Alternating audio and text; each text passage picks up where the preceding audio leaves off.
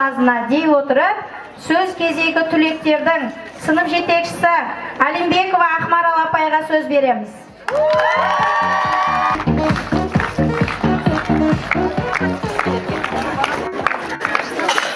Саламатсыздар ма, құрметті апайлар, ағайлар.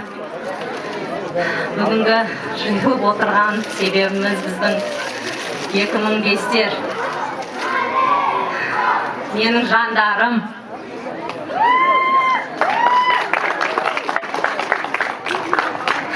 Сендерге ұзақ өмір тілеймін. Дендерің сау болсын.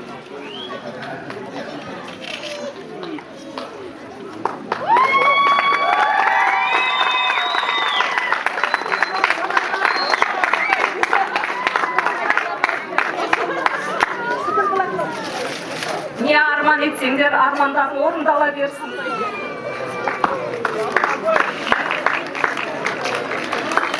Осы 11-ге дейін 8-ден сендерді ағам болсам, біздің жақсы күндеріміз де көп болды, қапашылық күндеріміз де көп болды. Бірақ сонда да бәрібір сендерді жақсы көрем. Құдай қаласа емтихандарымды жақсы бағаларға бітіріп, одан ары қарай үлкен оқу орындарына түсуге тілектеспін. Не деймін, ақ жол, тек ақ жол тілеймін сендерге. Жақсы көрем сендер.